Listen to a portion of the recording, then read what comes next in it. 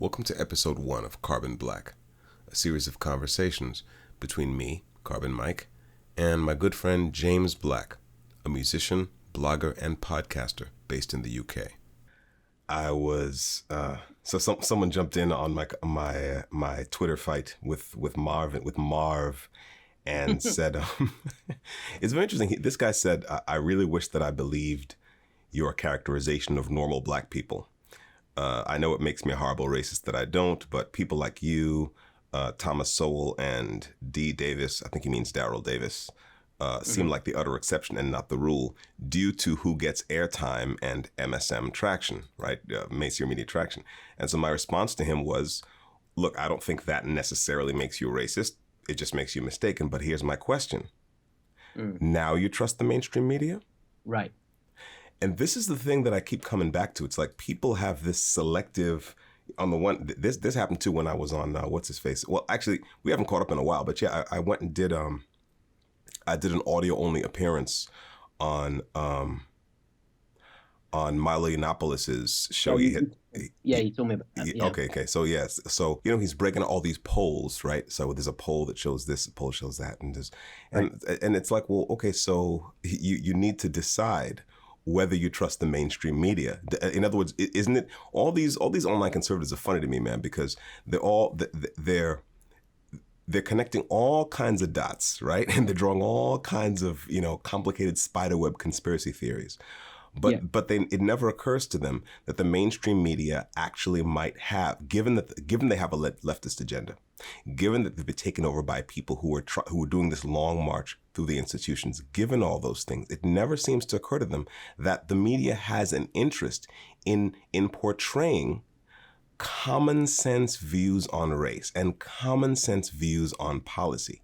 It has an interest in portraying those things as being the exception and not the rule. And that blows my mind because, again, as I keep on saying to people, it's like, this is not some extraordinary thing. Every black person I know believes this stuff.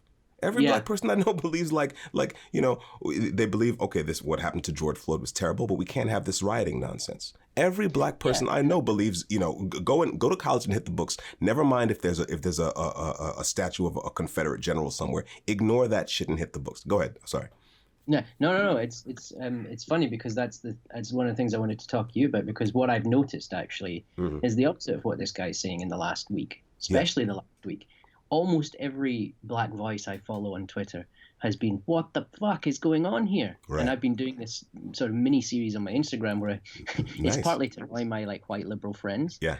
I call it Listen to Black Voices, and then I'll just put up a black voice saying exactly some critique of BLM or something like that, because all my white liberal friends are just covering their own arse by doing black pictures and things like that. Yeah. Okay, I just can't stand that groupthink, and it's like I'm looking at loads of both sides of the Atlantic actually, loads of black voices saying, no, I don't buy any of this, racism exists,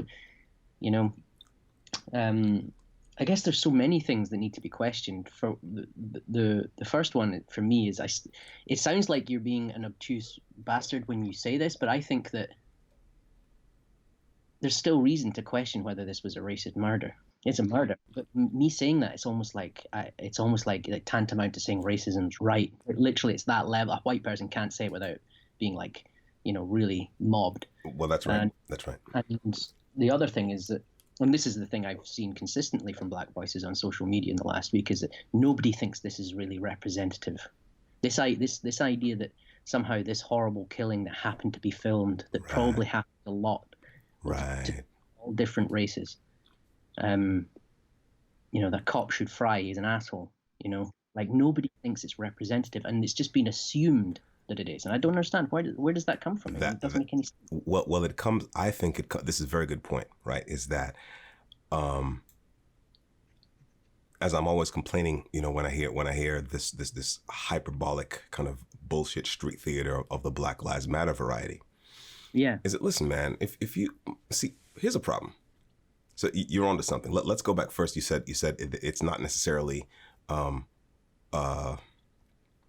foregone conclusion that it is a racist murder. Now, I think that's very important because this is something I've been arguing in a different way about other incidents, before George Floyd's killing, which is Right. that one of the reasons why what looks to sensible people like a straightforward case of something or other.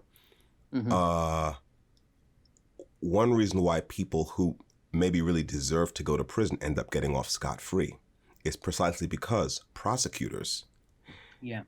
in what is most charitably described as an attempt to pander to public opinion, right? Mm-hmm. Mm-hmm. Will overcharge, right? And Right. they'll stake the case on their ability to prove that so and so is a racist. Now, I say that's a charitable explanation. My paranoid side thinks that some of these prosecutors overcharge on purpose because they know they can't prove those charges and the person will get off. That's my paranoid side. But Well, I certainly think there's almost certainly cases where that's the where case. that's happening. Has to be, yeah, like a corrupt Yeah. district or something like that. That's correct. Yeah, that's correct. Now, I mean, a good example of this, leaving the realm of policing for 1 second, is George Zimmerman and Trayvon Martin, right?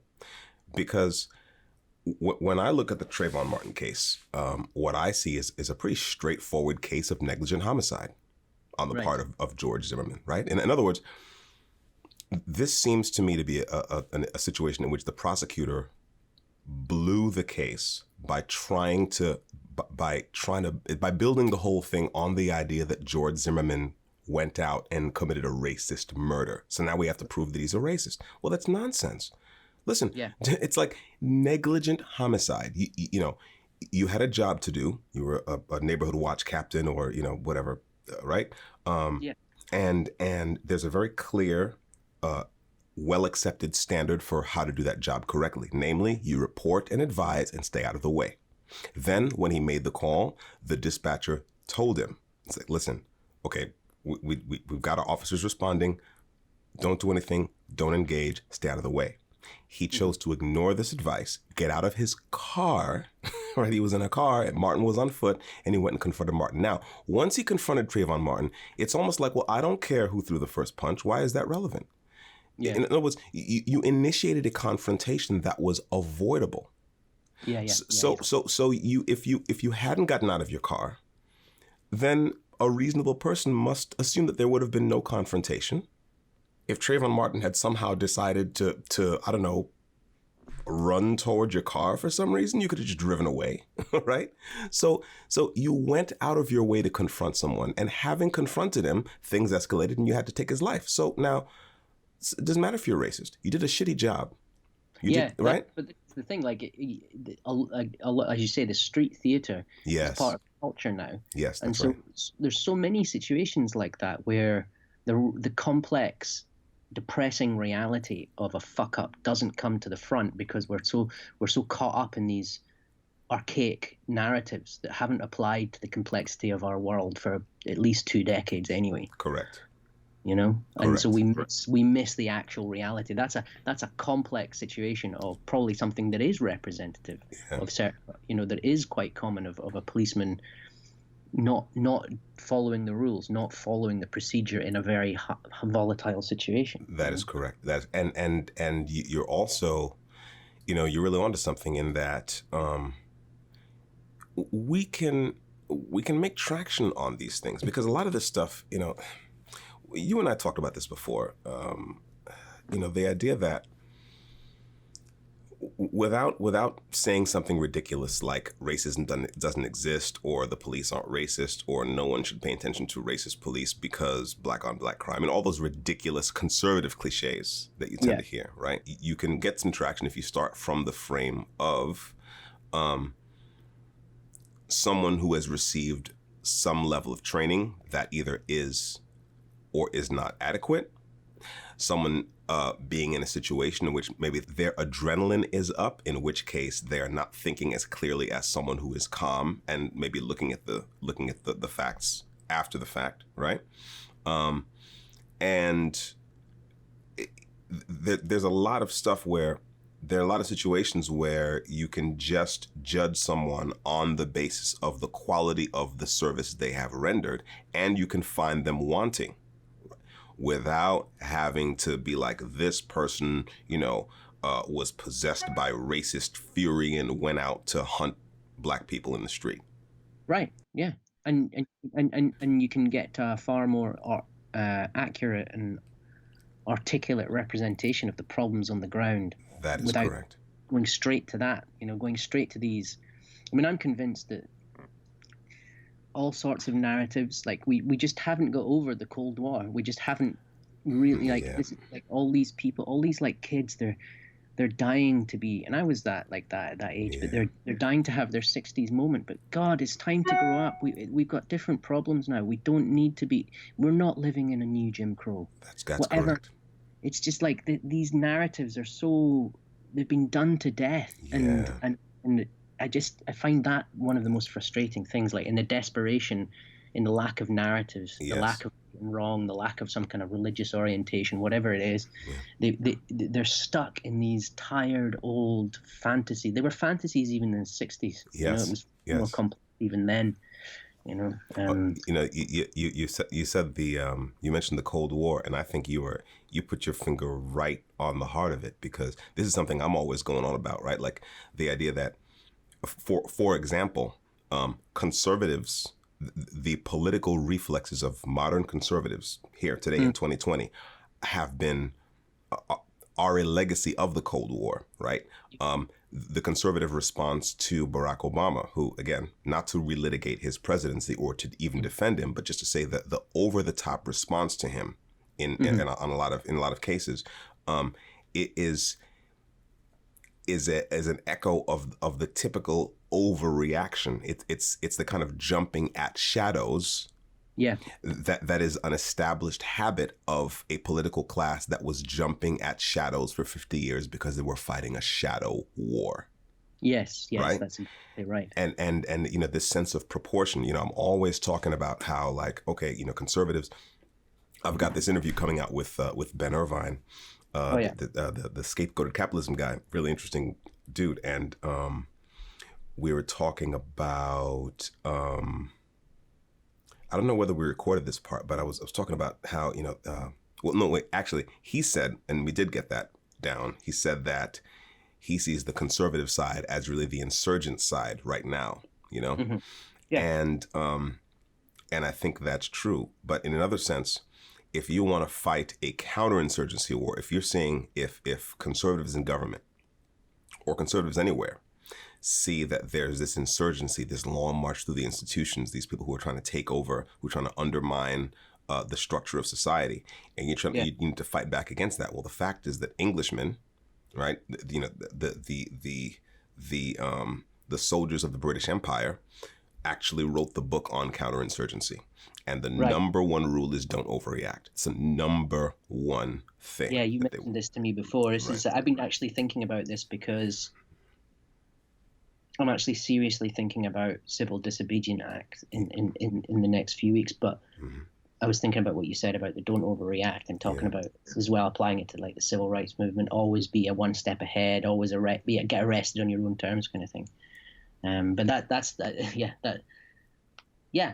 we're living in with these kind of old powder keg models that's right.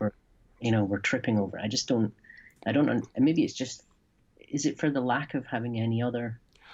Are we just so devoid of alternative narratives now? Is that what it is? I don't think so. Well, here's one thought, right? Again, staying with the shadow war thing for a second, right? Yeah. So people are overreacting, right? And conservatives tend to overreact to things. One of the things I've been arguing is that conservatives undermine the case for conservative governance by being so over the top against organized labor. That's one example. Conservatives in America, they tend to think that all labor unions are the Teamsters, and all labor unions are equally corrupt, and they're all horrible. They all have to go. Well, the fact is that if you're trying to make inroads into the socially conservative black middle class and black working class, then you're not going to make very much progress if you're saying that if you're obviously hostile to unions. That's just true. And again, looking at going back to my dad and the guys in his union local, I cannot think of, him any of his friends, any of the people who I heard him talk to, who, you know, when I was when they came over to our house or we went to theirs, it's like all of these people are deeply conservative, but at the same time, none of them are going to vote for a party that's obviously hostile to unions. Are you kidding me? What are you talking about? Yeah. Right? Yeah. So again, the overreaction. Now, here's the thing about the overreaction. It's having fought a shadow war, right? So what is the thing about overreaction? First of all, well, the thing about overreaction is that it's a consequence of having lost your sense of proportion. Right. Yeah. And the thing is that when you can look at something in the light of day, you get a sense of the range, its range and its bearing and how, its relative size. You have landmarks to measure it against, and you kind of know, okay, this is how big this is how much of a threat this thing is, right? Yeah. But the fact is, when you see, if it's dark, if it's really dark, right, and you see a shadow out of the corner of your eye, well, how big is it? Where is it? Is it close to you? Is it far away? What, you have no idea. You might tend to lash out wildly, precisely because you're in the shadows and the thing you're looking at is a shadow and you just don't have any, you can't proportionalize the thing. Yeah. So this thing of shadow war is a big deal. And until you said it, I'd been applying that logic to the way conservatives or so-called conservatives respond to certain things. But I think it's also true of the way so-called liberals respond to certain things. I think both these political classes are playing out this kind of shadow warfare now in broad daylight, again, with echoes of these reflexes that were developed and honed in the Cold War, in that shadow war. And so, Yeah. and right, so someone says, well, I think that the married family is good, you know, and then some liberals say, well, you want to chain women to the bed and da da da da da. Like, whoa, what? What are you talking about? You know, right? It's like, I think, you know, people will say, even like in the abortion debate, for example, people say, listen, you know, come on, if you conceived yesterday, okay, you know, maybe whatever, you know, whatever. But if you're halfway through your third trimester and there's nothing wrong with the pregnancy, no, you shouldn't be allowed to get an abortion. Like, Right. and again, liberals will respond to that. You want to enslave all women and turn them into baby factories.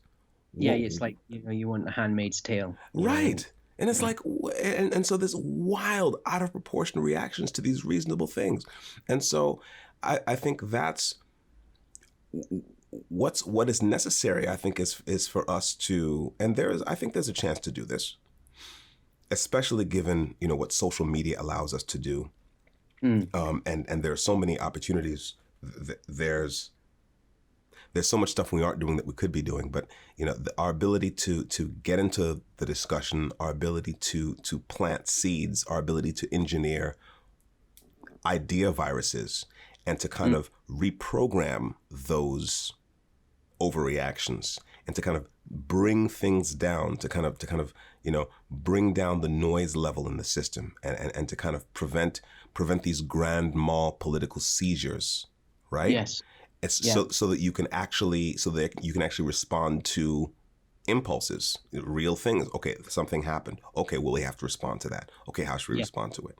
You know, as opposed to something happened and it triggers this epileptic seizure in the political mind of the country.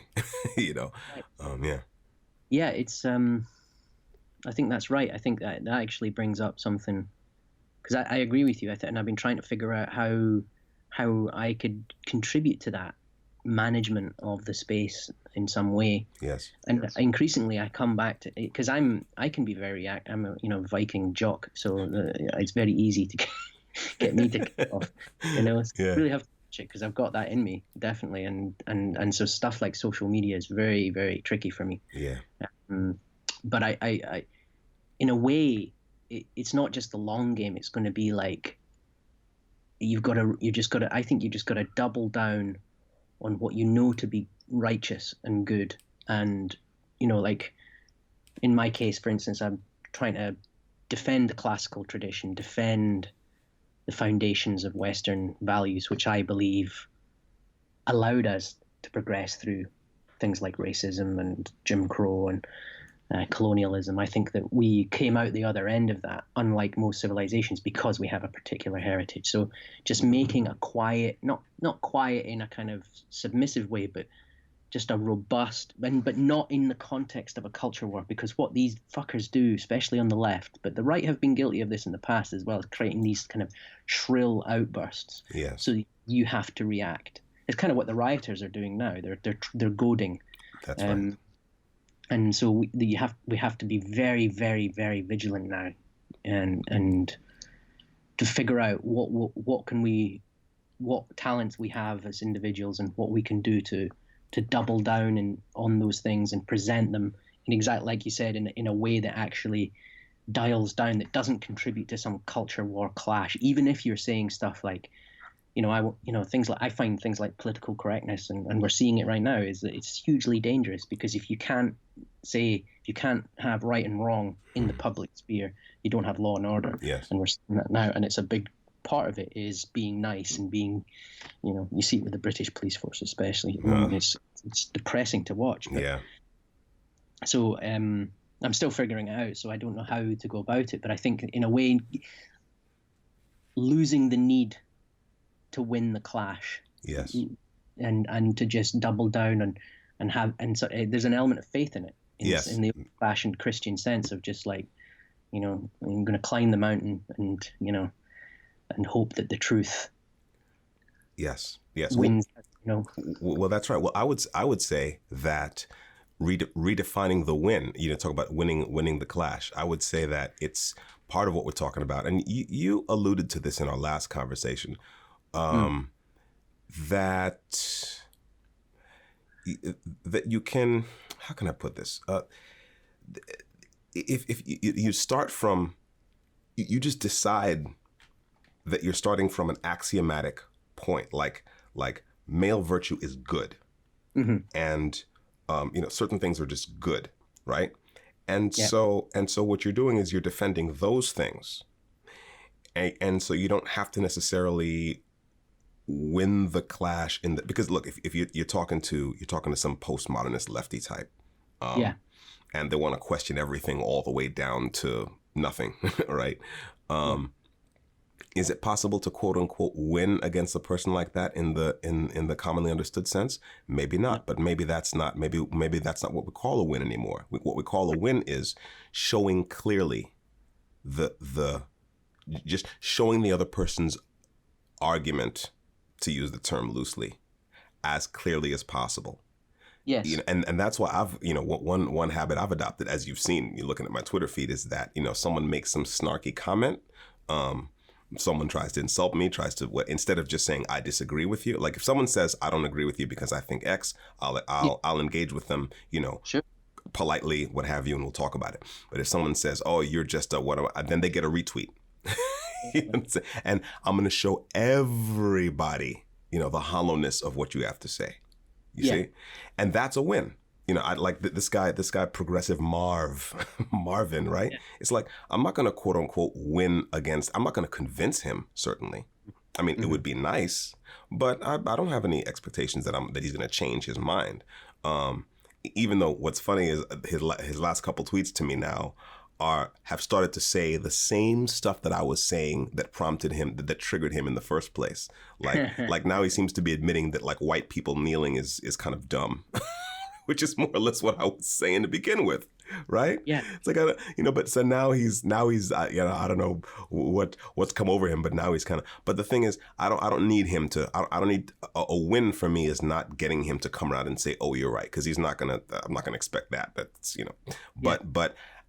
I can show as clearly as possible. Like he becomes a clarifying, he becomes an instrument, and that's what it is. He's an instrument in my hands now, right? Mm-hmm. And every insult, every bit of condescension, every time he says, Carbon Mike, you're a troll, go take your meds. Every time he says, it's beautiful, because it's like, again, he is an instrument in my hands. I'm showing exactly how hollow that lefty progressive position is. Ben Pyle, who I really got to talk to at some point, because he seems sound on the climate thing. He said, man, you should just block this guy. I'm like, are you kidding? No, I'm not gonna block him. Wouldn't block this. I wouldn't block Marvin in a million years. This guy's pure gold. Yeah. Yeah, it's about not getting into the defensive. That's You know, correct. That's you don't correct. take you don't go you take a forward stance That's on correct. everything. That's correct. You take a forward stance. And so, whatever it is, whether like, yeah, like in feminism, if you want to defend what has been called by the American Psychological Association as toxic masculine traits, Mm-hmm. if you want to defend them, it's useless to get into a war. That's right. It's just best to demonstrate it. Like you say, you demonstrate the argument. You just meticulously demonstrate their position. That's right. That's really the tactic. Is demonstrate. That's Just, right. And by the way, this is important also because look, it's so funny because what we're talking about now is something that the left talks about when they, in their kind of revolutionary rhetoric. right. They're always talking about forcing capitalism to confront its own contradictions. You've seen them say that before, right? It's like a lot of these lefties. This was, again, on my journey away from the left. One thing that kind of sped my journey away from the left was hearing, at the time, fellow progressives say that they wanted things to get worse. Like they wanted more suffering and more poverty and more, you know what I'm saying? Yeah. So that people would be forced to understand how bad capitalism was. Yeah. And I found that to be, and as someone who, again, didn't necessarily love capitalism at the time, didn't really appreciate Yeah. what the history of what, I found that to be really like deeply distasteful. Like, what do you mean you want more people? What does that mean? Unnecessary suffering is bad and evil and wrong. You know what I'm saying? So in the same sense, you're talking about showing the argument. Yeah, like showing let's take your example. Some feminist wants to get in your face about toxic masculinity, and it's like a win is showing the contradictions in her own position so clearly that any reasonable person can see it. And here again, we see how we are where the media narrative suggests to us that approach would be futile, because the media narrative suggests that there is no such thing. It suggests the fatal diminution of common sense. Suggests that common sense is not a thing anymore. So what you might think if you listen to that is like, well, no one understands common sense things anymore. And you hear conservatives say that, right? They say, oh, people don't understand. No, that's not true. No. You're right. This goes back to what you're saying about the views of ordinary people. The majority of black people. That's right. Majority are in on this. That's right. And that's right. And that's the use of it. It's always to shut down dissent. It's that's always right. to. It's John Stuart Mill. It's the groupthink. It's the tyranny of custom. That's right. And if you can be fooled into thinking that the custom itself is something other than what it is, that if you can be fooled into thinking that there is not some baseline decency in your own society, if you can be fooled into thinking that, then you can be fooled into shutting up or into giving up or into not trying to get those kinds of wins, and that is a mistake. Right? We're right in that right now. Yes, that's right. That diagnosis of that, and that is why the media are presenting everything the way they are, because they want, whether it's conscious or not, they are invested in their power and their status, which should be gone. It should have been gone 3 years ago. Yes. But all these big media companies have a vested interest in keeping that level of power and influence over the frame. Correct. Exactly. That's what we're in. The erosion of bad faith keeps us all the defensive and dispirited, too dispirited. That's right. And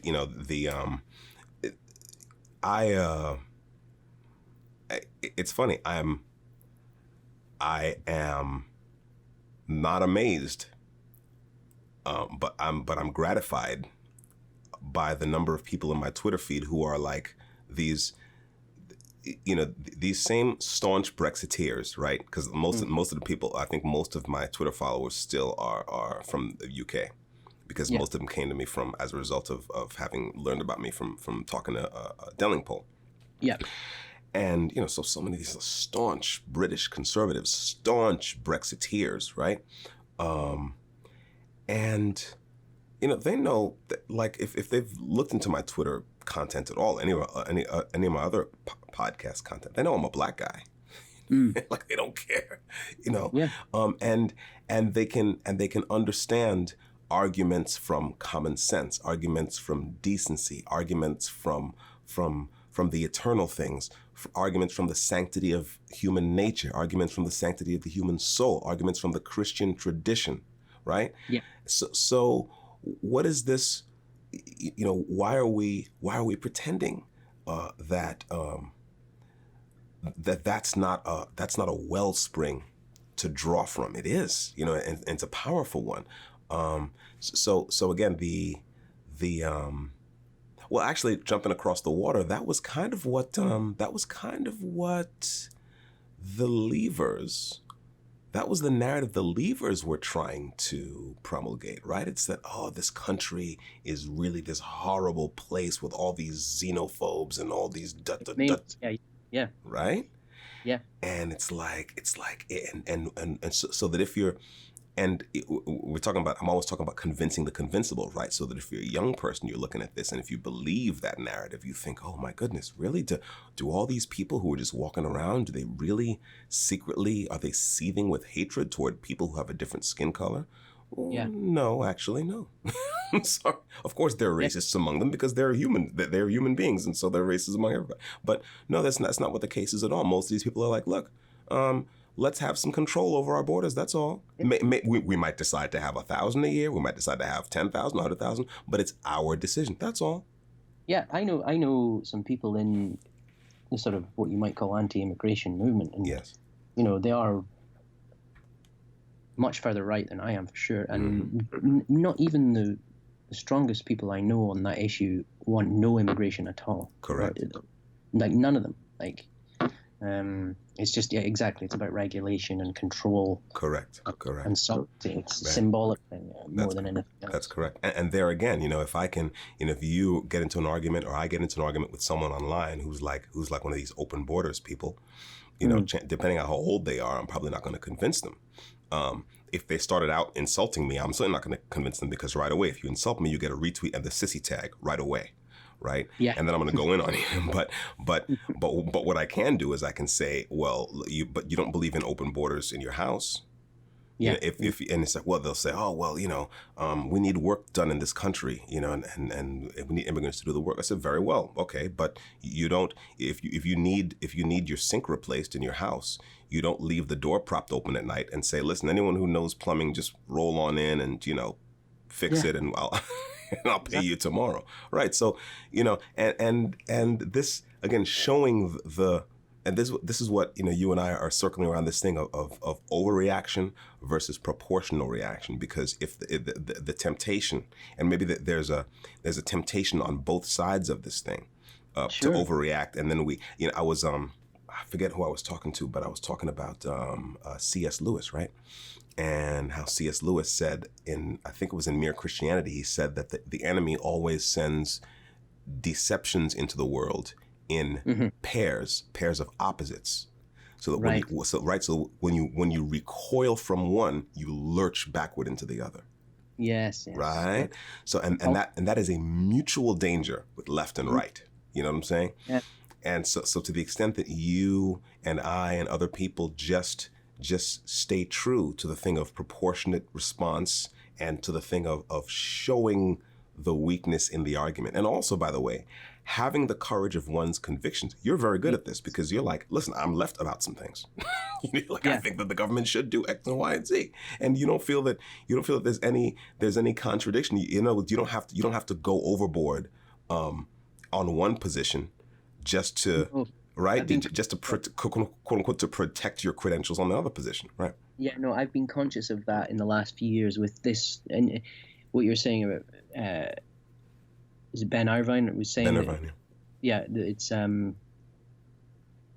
insurgency is conservative, but I've been conscious not to just let that become another trend to join that bandwagon, partly because I'm always conscious of that anyway, but at the same time for that very reason, that it's wrong. That's the wrong way to think about things. It's not. You've got the right way is to have always a critical mind and think of things, each policy in its own terms, on its own merits, one by one, rather than lurch from one But again, this comes back to the thing. It's like people need that umbrella ideological frame. They need it, and we all need it. I'm not saying I'm above it, but I think that maybe it shouldn't be ideological. I think, and maybe that's subconsciously what I'm trying to do. Like an example of not reacting, like for instance, is when I'm going to be trying to defend the classical tradition, and the typical modern one is a kind of Foucauldian critique from the left, right? Of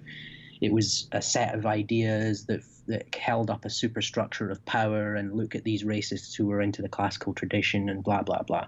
But I can get into furious overreaction fights on Twitter about this, and it does rile me up because it's something I care about a lot. Free speech is another example. Yes.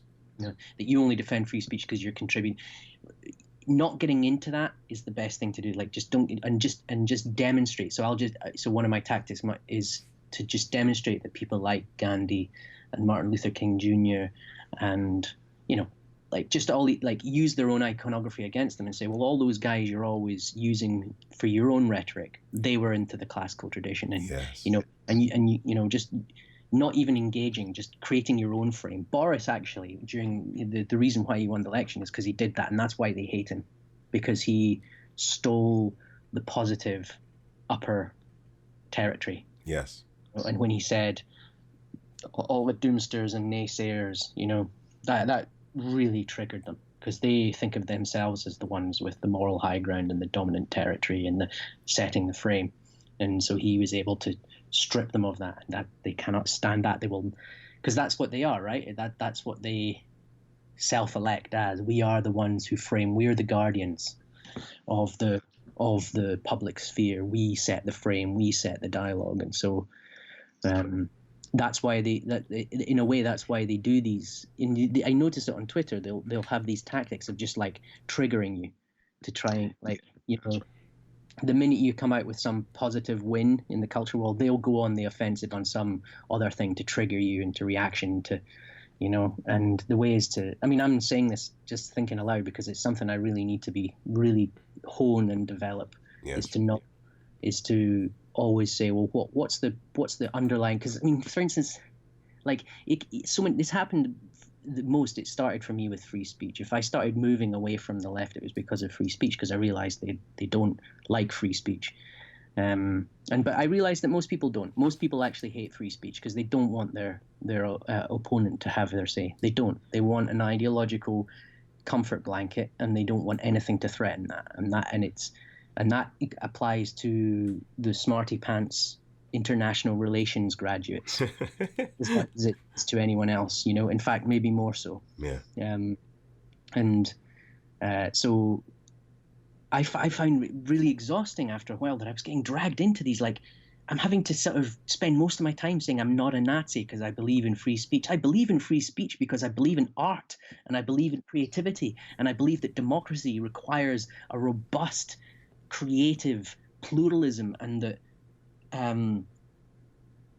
when we protect that, we're protecting democracy itself. It's not some reactionary. Why have they succeeded in getting me into this corner when I didn't? It's so far from my position, but they're so good at it. Like, I don't know. It's still something I need to figure out. I'm not saying I've got it all figured out at all, because and I feel it with this. Well, actually, here's a good example. Like, maybe you can help me here about define what I'm trying to get at. But we've talked about it before, but calling your organization Black Lives Matter is a prime example of what we're talking about, right? Is there a word you would use to describe that tactic? Oh, I know exactly what you mean. I don't know if there's a single word I'd use. I mean, but I see where you're going. I mean, to me, it's a symptom of that, almost a pathological need to racialize a problem that is obviously bigger than race. Maybe right. It's I don't know if it's balkanization. It's I don't know what it is, but yes, I see where you're going with that. And look, I think you're right. They need to find so that it's like when they said, "Oh, we want the people's vote." That was there in the Brexit thing. It was a similar thing, or that organization called CARE, even though they're a cover for some of the most like violent ideologues in the Islamist movement. Yeah. You know, it's a way of creating once you name yourself something unassailable, Yeah. very difficult to fight, obviously, against it. So, It's a kind of I don't want to say mimetic programming or a kind of, you know what I'm getting? It's like that kind of level of psychology. Yeah. yes, you're trying to get in under the radar and kind of hack. You're kind of hacking your opponent's cognition or hacking the cognition of people at this level. That's exactly right, and it's to subliminal, I guess, would be one word for that, right? But yes, that's exactly right. And by the way, look, here's the good news, is that kind of thing, I think, works. If you approach it the right way as an opponent, it can work in your favor against the adversary in that it's not hard to show. In other words, having, how can I put this? Okay, look, in martial arts training, one of the things you get taught is that you don't, or even when I say martial art, boxing, right? Boxing is a martial art. But one thing you get shown at some point is that it's usually a bad idea. Like if you're throwing punches, for example, it's usually a very bad idea to throw what they call haymakers, right? Where you wind up and you come from all the way behind and you put all your energy behind this punch. Why? Because you've committed to a line now. And the more energy you put on that line of the attack, the harder it is to, when circumstances change, to withdraw that commitment and recommit to a different line. So you throw this gigantic haymaker punch that would, knock down a wall. But what that means is that if your enemy sidesteps, you're still, the punch is still going more or less where you aimed it originally, and now your flank is vulnerable, like that. Okay.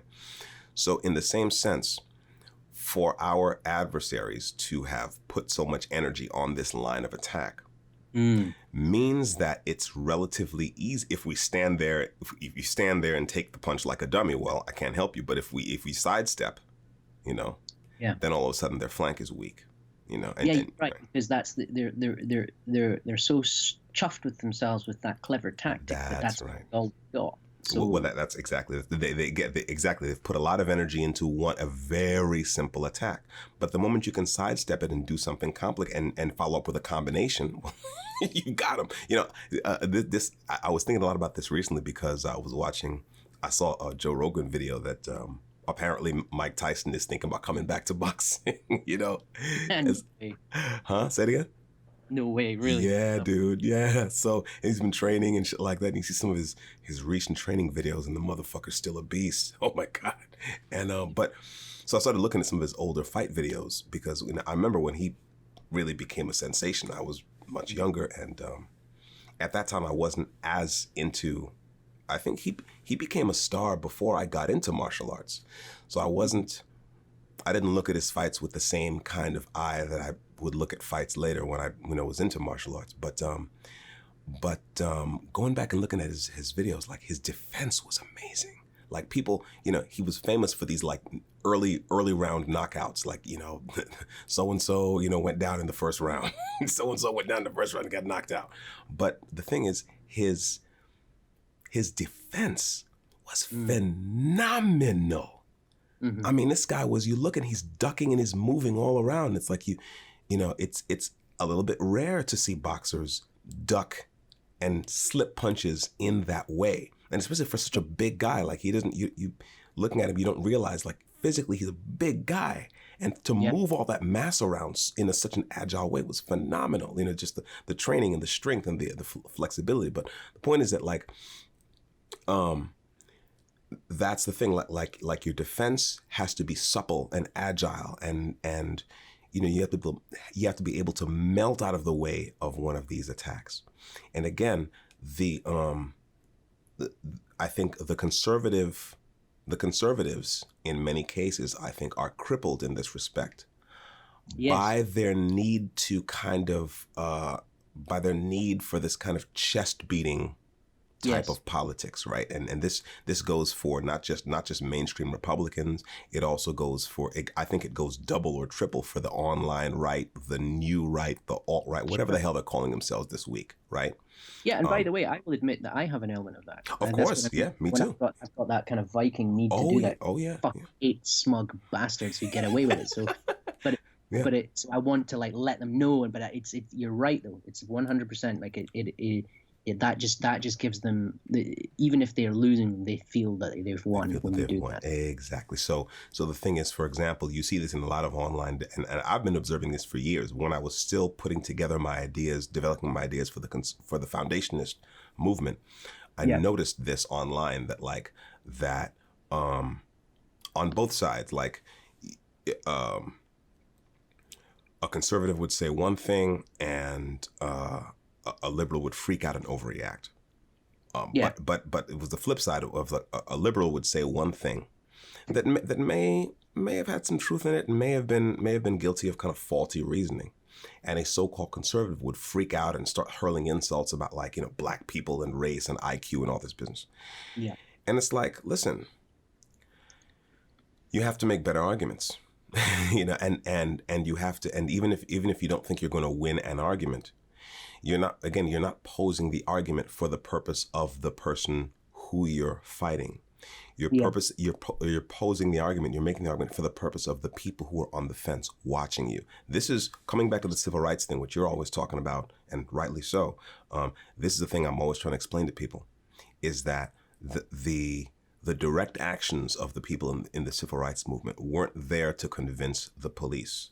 Right. They weren't there to convince the people who were running the lunch counter at Woolworths. They were there, and everything they said and everything they did and how they dressed and how they printed out their signs and everything, how they conducted themselves, how they spoke when they did an interview, everything was calculated to convince the people who were on the fence watching.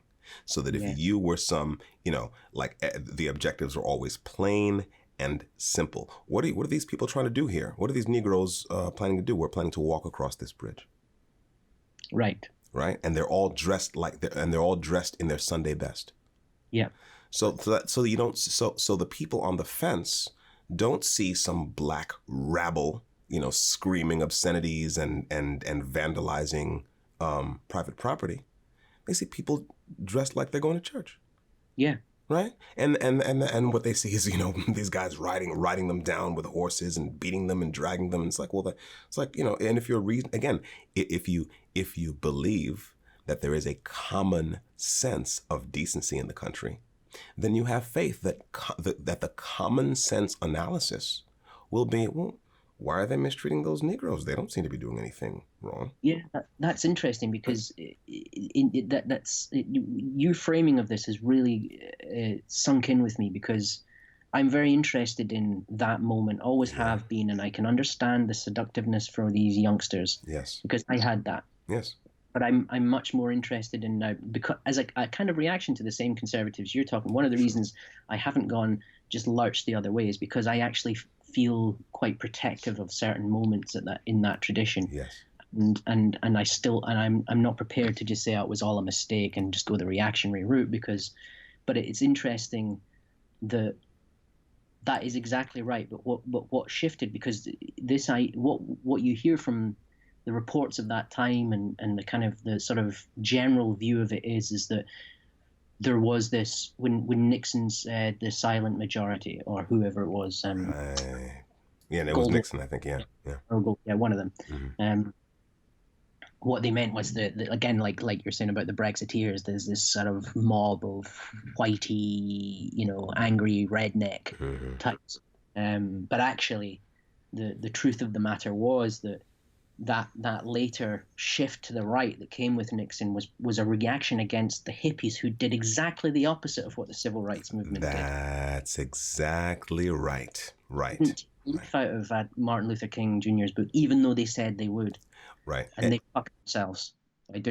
Same peoples went, well, actually, I'm going with Nixon because he's talking some common sense here, and I'm a liberal, but I'm not going to take your bullshit. That's exactly right. In other words, we can't have this, but we also can't have that, right? You're looking, we can't have police abuse, segregation, lynching, whatever. We can't have that, but we Yeah. also can't have this other thing. And so so you talk about the hippies. This goes right to the point, right? Because look, it's almost like there's really a lot of parallels, because look, what did they do? Well, they just took the one thing of protest.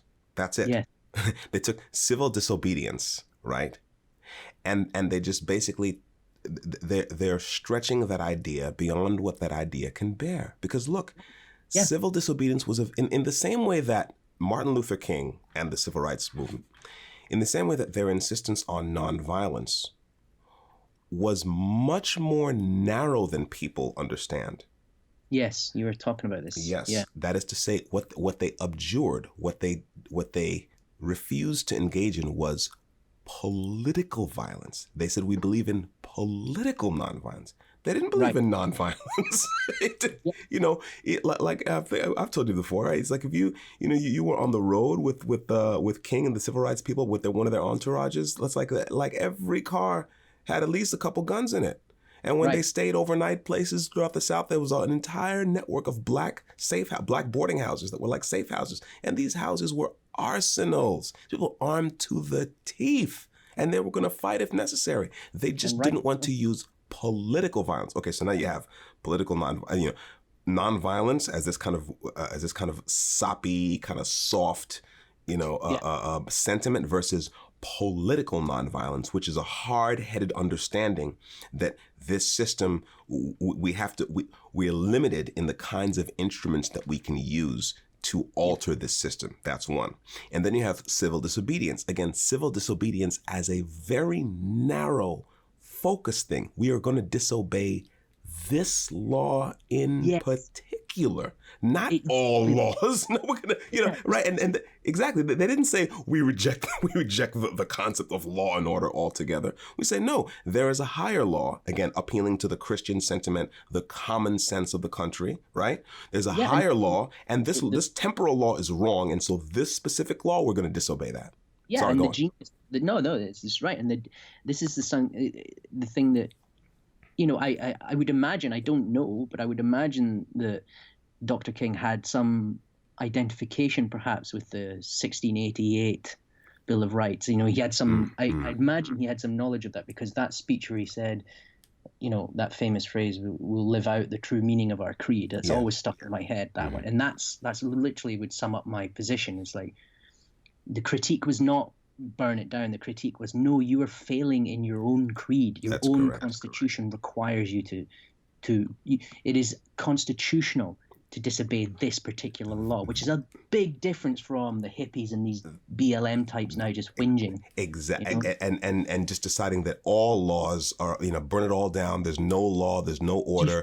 Yeah. Right. So this is very, very, very important, because what it means is that this gives us a roadmap for a few things now, right? It's like, first of all, how to fight back, because what are we fighting? In other words, if we keep our heads, I'm talking about people who believe, as you and I do, more on the conservative side, what I would call the foundationist side, right? Neither necessarily to the left nor to the right, but right, a radical acknowledgement of where we are and what we are, right? When you walk into a building, is foundationism a left-wing movement or a right-wing movement? Well, when you walk into a building, where is the foundation? Is it to your left or your right? Right. Yeah. Okay. So now, if we keep our heads, then what it means is, and if we keep our stance, right, we ground ourselves in our stance, and we remember what we are, and remember that our roots go all the way down into the earth. Yeah. All the way down into time, right? Then we don't have to overreact. We can just show, listen, okay, sweetheart, you're just wrong. That's all. And actually, most people agree with me. And there's an element of faith in that, because I'm never going to be able to do a poll where I poll all 330 million people in the U.S. and say, do you agree with me or not? Of course not. But the fact is, there's an element of faith, and we have to have now, especially, we are called upon to have faith in the society in which we're embedded. We're called upon to have faith in our fellow citizens, to say, something, I believe that most people think that the killing of George Floyd was fucking wrong. And most people also believe, get out of the street and stop burning shit down. We can fix this. Yeah, exactly. No, I think that's right. And what you said just a little minute ago was exactly what I was trying to get at earlier on. Is when you get into it, and this is definitely, I'm trying to take my heed here for myself, but when I get into a heated, like, defensive mode, say particularly something like free speech or something, and it's not like, instead of getting wrapped up in that, the foundational thing is, what are you fighting for? What is it that annoys you? And go back to that. And that's something I go back to. What is the positive thing you feel is under threat?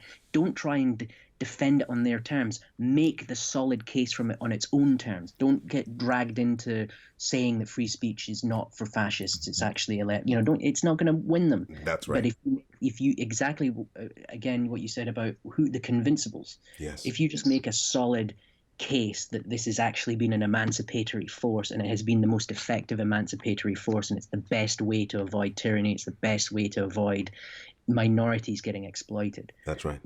And just make that case through demonstration and examples and clear, and they will rage and whine and misrepresent and like little children all they want. Yeah. But you just have to double down and crystallize and clarify. That's all you need. It's like you did with this guy, Marv. Well, exactly right. And because look, there's it's funny. I sent him back when I still thought he was at least capable of the shadow of kind of reason. I sent him a string of my other online, because I guess he seemed to think that I was just some kind of troll who was on there like shit posting about random stuff and kind of trying to get a rise out of people. So I sent him a bunch of my links. It's like, no, actually, here's me attacking stop and frisk policing as being something that is not policing here. And in that same blog article, I actually said that, Republicans make a rod for their own backs by wanting to a la carte their way through the Bill of Rights. They're all in on the Second Amendment, but they support stop and frisk, which means that they've pretty much ignored the Fourth Amendment. Well, I'm all in on the Second Amendment and the Fourth Amendment and all the rest of them besides. Okay, but he didn't read any of that. I'm a troll. So, but what's interesting is that what you say is exactly right. It's like and actually in that same article, and also you've probably heard me go on about Robert Peel, Sir Robert Peel, and the actual origins of policing. Right? And how important that is. And so when I'm attacking police tactics and police practices, I'm attacking it from the framework of, well, listen, policing is an actual thing, like there's a guy who wrote a manifesto about it. And they named an entire police force after him. Maybe we should go back and listen to him. You know what I'm saying? And that's very different from saying, oh, fuck the cops. Or and it's also very different from saying the cops can do no wrong. Right. It's like you're going back to first principles. What is I was talking with another friend of mine, Mr. Wednesday. We recorded a podcast the other night, and this is a young guy, conservative, came up in my industry. We were talking about Jesus. I derailed my train of thought for a second. We're talking about the idea that if you overact to that kind of hippie-ish, sentimental, hysterical anti-police rhetoric, then you're going to paint yourself into a corner that is actually not a conservative corner. Right. That's the problem. It's like, this is, these are, the idea that you should be skeptical of the government is a conservative idea. So police officers work for the government. So let's be skeptical. Let's just not trash the whole thing. But by all means, let's be skeptical. Let's say, okay, let's see, what's going on here? What do we need to, what are the facts? What are the things? And, can we, what kind of policies can we enact, to push back against the very real abuses of police? We have an abuse of power problem. We have a policing problem, but again, the notion that we've got to paint this thing in terms of race is of course badly misguided. But then the problem is, as I'm always going in and beating up on conservatives, the problem is that conservatives play right into that thing because lefties will come out and say correctly that the killing of George Floyd was egregious. Yeah. And then dumb conservatives will get on a hobby horse about how, well, George Floyd didn't look good on paper. He had a criminal record. Yeah. No. Yeah, I'm not that to the point about convincibles. Like winning that war is not going to be good for the convincibles, is it? For the nobody wants to feel like they're just ragging on some guy who just got. That's the point, and that's what I say about people like Candace Owens. Yeah. People about a lot of the Turning Point USA people, I don't accuse them of being bad human beings. I don't No. accuse Molly Yiannopoulos necessarily of being a bad human being. I don't accuse him of having. I don't accuse them of you know, when Candace Owens says, I refuse to make George Floyd a martyr or see him as a martyr or as a saint because da da da da da. Now, Yeah. she is not committing an offense against the truth, because George Floyd is not a martyr or a saint. Right. Okay. Right. And you know, by citing his criminal record, she is also not committing an offense against the truth. She is committing an offense against political good sense. Yes, I think I agree with you on that. I mean, I think, and this is the same with Milo and all those guys. Yes, They will go in for and Trump actually. Yes.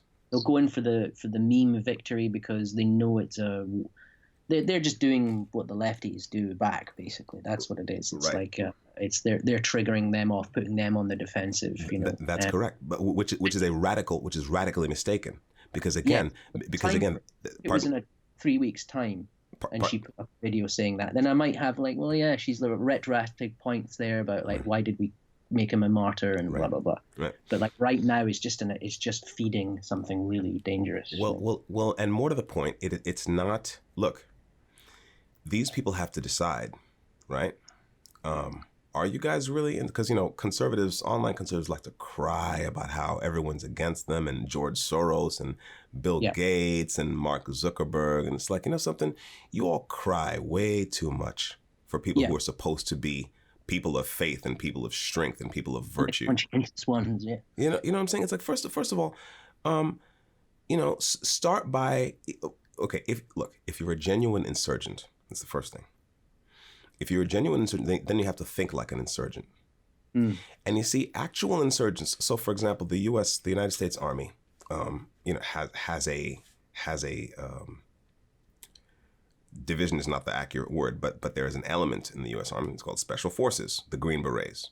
Mm-hmm. Now, when people think of the Green Berets, they often think of them as being commandos, right? People who will storm a plane or storm an embassy, but that's not what the Green Berets do mostly. The Green Berets tend to be a bunch of really bookish guys who are very good at languages and know all the weapons, right? And what they do is they drop they're almost like anthropologists. You know, if you ever talk to an anthropologist. That's very, like you said, what the British were good at. That's exactly right. That's where the James Bond thing emerged from. That kind of tradition, right? So what they'll do is they'll go and they'll drop some Green Berets in some place, and they'll set up shop and start to like make friends. And they'll just be like, okay, well, what's going? Oh, your well, the village well is what? Okay, let me help you with that. Da, da, da. Oh, the diesel generator is down and you don't have power for this. Okay, let's help with that. Bah, bah, bah, bah. And maybe a month or 2 months later, somebody will say, hey, you know something? I know you Americans, you're looking for this warlord, you're looking for this jihadi.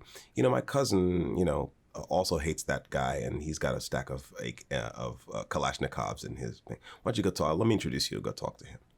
Yeah. And now they've made some friends, and now they keep. That's what the Green Berets do. Okay. Right. But the key thing is they make friends, right? Okay. Yes. Now what they don't do is, you know, land in some place and start talking and start shitting on their local culture. That's not what they do, right? Yeah. They don't come and say, man, you people live like pigs. you people live like animals. Western civilization is awesome, and you suck with your stupid language and your stupid religion and, you know, kneeling to the east and all that shit. That's not what they do. Now, are conservatives really insurgents? Are they really kind of plucky, a plucky band of rebels facing off against the giant what have you? Because if they are, they need to start fucking acting like it, which means that you make some friends with the people who are willing to at least listen. And I've seen for myself that online conservatives mostly are terrible at that. They are horrible at it. Okay, they love to go for the shit post. They think that the memes, you know, like posting racist memes is them winning a meme war. It's like, no, it's not. In other words, you're offending, because offending your apparent enemy is not a victory, because obviously we're talking about lefties here, right? Offending lefties, but lefties are offended at every fucking thing anyway. And they feel righteous when they are offended. So making them feel offended, it just empowers them. Thank you. That's one. And two, it's one thing if you're offending lefties by saying, you know something, there is such a thing as man and woman. And the married family is a good thing. And so and so and so forth. And the family is the foundation. That's one thing. But no, you want to, post some black woman with big hoop earrings and and she's doing this and she's that and negative stereotypes, and you want to post a picture of primates and say this is Detroit and whatever that. Okay, well, listen, you're free to do all that shit. Yeah, that's the Milo school. That's the Milo school, exactly. Now, again, you're free to do all of that shit, but if you're not convincing, you're losing. So, look at you. You got kicked off Facebook wrongly, I think. You got kicked off Twitter wrongly, in my opinion. Yeah. But the point is that at each stage, you're being pushed back and back and back and back. And so at what point do you understand that you're not regular army, you're an insurgent, and you got to start making some friends? Yeah, well, another example of that, which was quite disappointing, actually, and I was just reading about him, was Owen Benjamin, because he... Yes.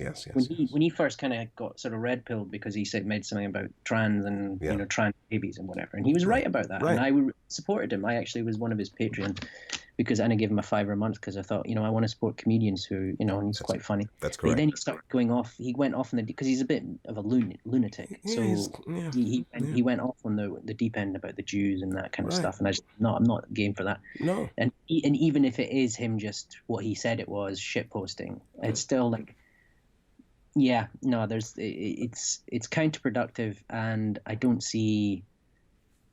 You're obviously obsessed with it if you have to keep coming back to these tropes, even if you aren't sort of like some Nazi. You're still uncomfortably obsessed with this. That's exactly right. I think it was I can't remember whether C.S. Lewis or G.K. Chesterton said that a fanatic is someone who will neither change his mind nor change the subject. Right. So it's like you keep coming back to this thing, and it's like, okay, we get it. You believe in freedom of speech. Wonderful, great, but then what do you have to say, and who would you like to make friends with? We understand that Hollywood is the enemy. Okay, already. Exactly, we get that. Yeah. Okay, but again, same thing. You go back to the Green Berets, Special Forces. They know who the fucking enemy is already. Yeah. That's not what they don't. The Green Berets don't land in some village and then sit around the fire with the villagers every night talk about who the enemy is. Yeah. Okay, well, do the kids, you mean so-and-so's got a sore on his leg. Let me go radio and maybe we can get some antibiotics for that. Again, parts for your so-and-so. Oh, when is the harvest coming in? All right, well, we can help you with that. In other words, there's enough things to line up on against the lunatic left that you don't have to keep aiming at the lunatic left in that way. It's something I said to someone else. On one of these chat rooms, I think it was in the Telegram with Professor Brown, Professor Rachel Fulton Brown, who's been kind of a mentor to Milo and people like that. Mm-hmm. And I said, look, I'm tired of you online conservatives bitching about George Soros and Bill Gates and all this business, because the thing is, it's like if you first of all. Let's assume that George Soros is beating you, and let's assume that Mark Zuckerberg is beating you, and Bill Gates is beating you. Now the question is Bill Gates thinking about you? Is he thinking about you? Is he talking about you at all? Because if he's not, right, and he's beating you, then how do you expect to beat him if all you're talking about is him? Yes, exactly. That's a problem. That's a scope problem. That's you have to pull back and get some situational awareness, because that's what he's situationally aware, partially because he's got $500 million in the sofa cushions. So, when Bill Gates wakes up in the morning, he's thinking about, sub-Saharan Africa, for better or for worse. You know what I'm saying? It's like when George Soros wakes up in the morning, he's thinking about whatever, global capital and this, whatever. And when you wake up in the morning, you're thinking Bill Gates, George Soros, and then you want to let me go and shit post some stereotypical picture of a black person with big lips. You know what I'm saying? Or say something that sounds like nigger, but it's not really, but everyone knows. So you're based. Are you based on the JQ, bro? Come on, man. Stop it. Stop it. It's a way of seeming edgy when actually it's kind of boring. It's kind of boring, man, and exactly, that's right. So that's the thing, and there's so many ways in which it is possible to fight back, but you have to, again, the situational awareness. That's a huge thing. I have a lot of friends who were in the military, and they talk about that shit all the time. Is situational awareness. Okay, Right. you have to know it's not enough to just be focused on the conflict at hand, on the issue at hand, on the crisis at hand. You have to be able to pull back and get your head up and look at the horizon and look around and see what's happening around you. And by the way, that Gramscian tactic of, if I can destroy common sense, I can destroy society. Okay, the Gramscian destruction of common sense. We can see that the New York Times is trying to destroy common sense. We can see that CNN is trying to destroy common sense. And what I'm saying is that tactic, is basically a way of destroying the situational awareness of a society. You see what I'm saying? Yes, I do. Because if you cut them off from their history, if you cut them off from an understanding of their traditions, of religion, if you cut them off from all these things, from art, from high culture, if you cut them off from these things, you have destroyed. If you've gone some way toward destroying a society's situational awareness, and then it can be pushed around relatively because it has no anchor. You can push it around easily. Say it again. What we see, like the defacement of the Churchill, like the police moving away guys who were defending it. Correct. And that's a classic. Yes. Win for that model. Correct.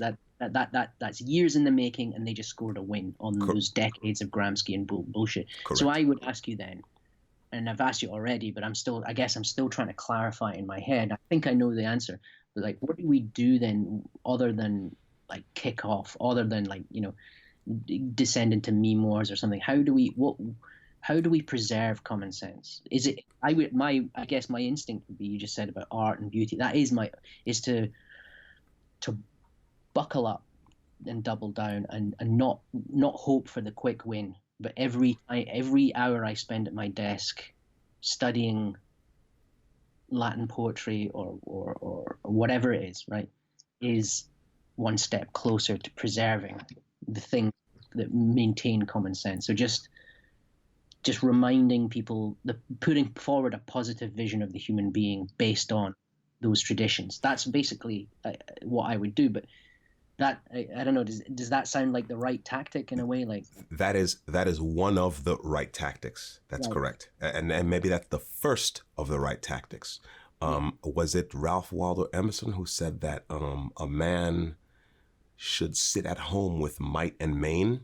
Yes. I like that a lot, right? It's like he was arguing for this kind of robust tradition of American self-confidence, and don't be cowed by the by the authors of great books. Go and read those authors, and if they have a case to make to you, they will make the case to you. Yes. And Shakespeare and all those guys, who you see, young men go to libraries and read Shakespeare and Homer and whatever. But Shakespeare and Homer were once young men in libraries, right? So what you said is one of the primary tactics, right? It's not just a past thing, right? It's not even, yes. It's like you're going in. There's a hero's journey element. You're going correct. into depth and you're coming back. Like, I'm all about the coming back. Yes, that's right. I'm not just going down there like an academic smarty pants, because I'm not. but it's the coming back that's the main aim. But how you come back is the bit. I guess I'm still working, because you can come back with as if it's like a weapon and like fuck you, or it's like how that presentation element is the I guess what I'm driving at, what I'm still trying to work out. So here, let me run a couple things by you. I called this a tactic earlier, what you described. It's not really a tactic. It's a discipline. That's better. Yeah, because it's a thing that is good. A tactic is something that is good in the context of a particular fight, a particular struggle, or a crisis. But what you described yourself doing is bigger than that. What you described is a discipline. It's a life discipline, and it's very important. Now, what else should people do? Well, you said something about coming back. I want to just touch on that briefly before I forget it. Okay, one of my earliest podcasts is one. It's on the Foundationist website, where I talk about Saint Christopher. Yeah, right. Saint Christopher, the dog-headed saint. And the amazing thing about Saint Christopher, the dog-headed saint, is that he was a savage, right? He was a barbarian.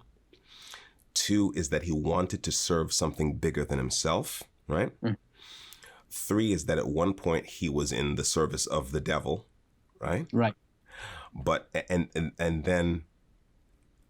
then he realized that the devil wasn't a big enough badass, right? Because the devil himself would go out of his way to avoid the sign of the cross, Mm-hmm. And the devil admitted that Christ had defeated him on the cross. So he went looking for Christ. And Mm-hmm. then when St. Christopher found that when he ran into the hermit in the desert, the hermit tells him, "Hey man, you got to pray if you want to meet Christ." And he says, "I'm not gonna. Yeah, what the hell is that? I'm not gonna do that." And so, well, you have to fast, regularly if you want to meet Christ. And Christopher said, I'm not going to do that. I like to eat, right? And then the hermit said, okay, well then go down to the stream, right? Set yourself up there and ferry travelers across the stream on your back because it's a dangerous stream. The current is strong and people drown, what have you. And so he went down to a stream and he cut himself a staff, right? And then every day he would go into the water and ferry travelers back and forth. Now, you said something about coming back. One of the most compelling things about that story to me is that we're talking about a man down by a river who's crossing that river. One, river, water, chaos. Two, rivers are natural borders between your home territory and the alien. And then the thing is that you're bringing strangers across that chaos boundary. Yes. Right? That's a huge thing. So venturing across the boundary of chaos into the wilds, right? And coming back with something, and adopting that discipline is, according to that legend, more important than praying, more important than that is more important than mere adherence to a doctrine.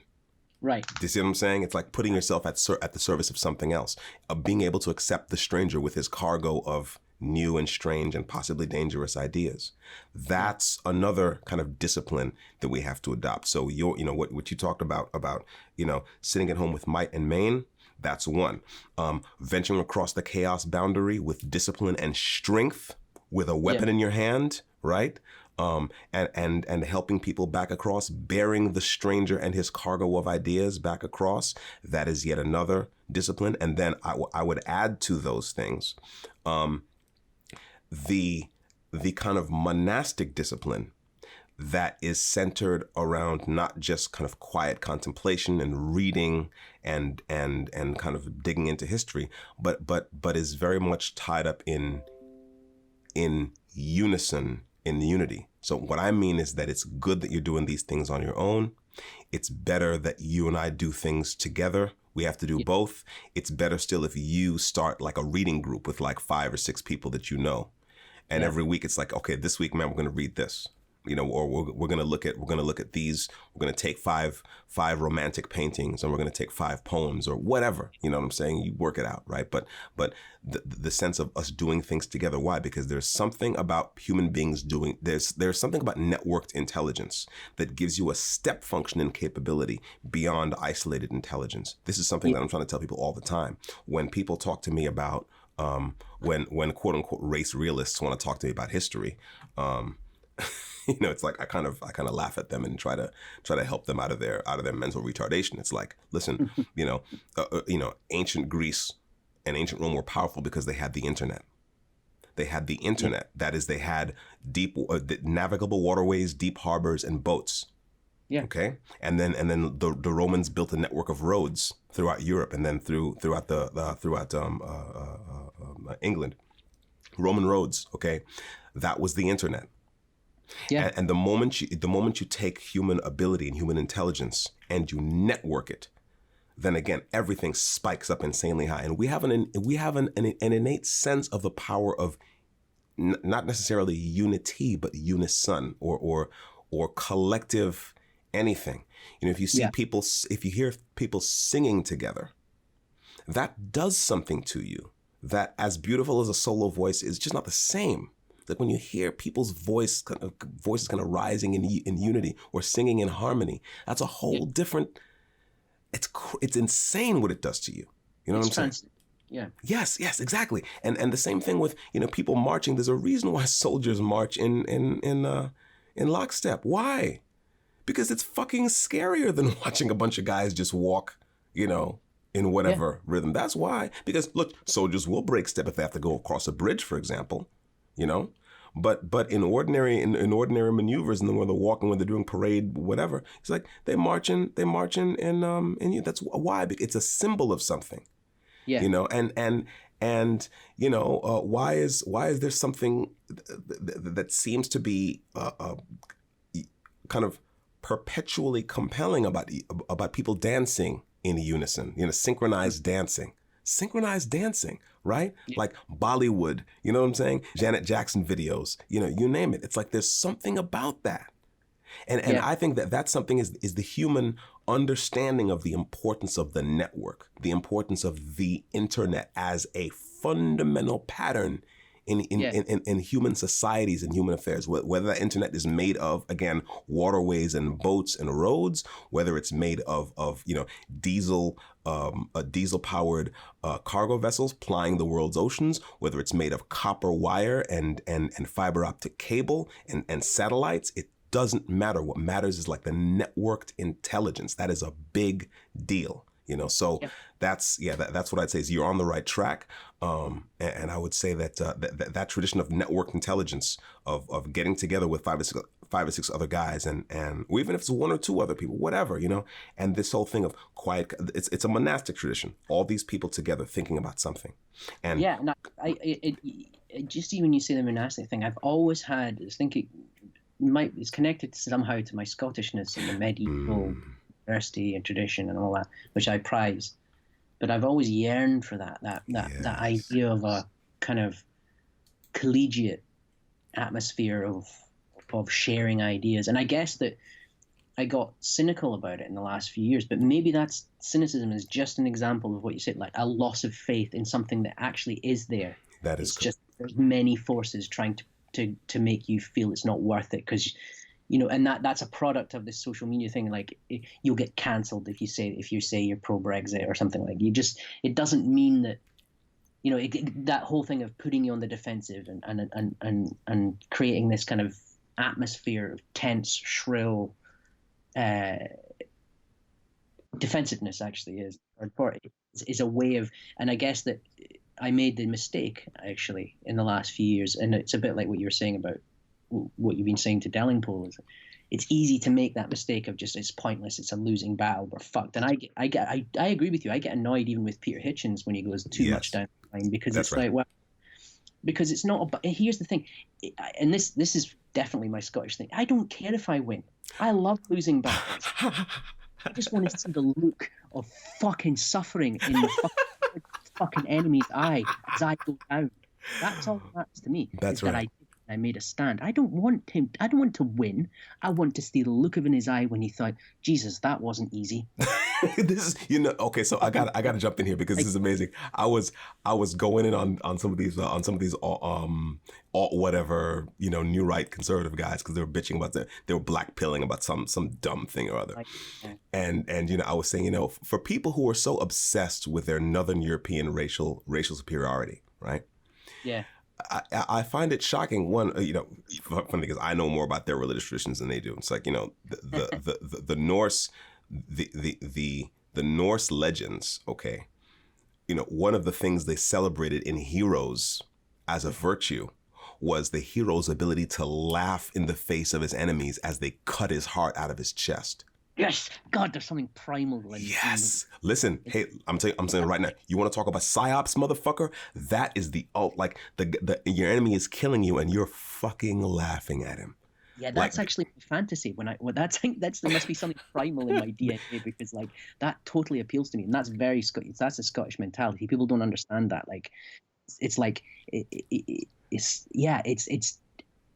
It's much more of a sweet victory for me to see that he sees that I didn't just go down like a pussy. That's correct. Well, listen, this is very important. This is very important in all. I think that there's something about this in just about all tribal traditions. Yeah. Why?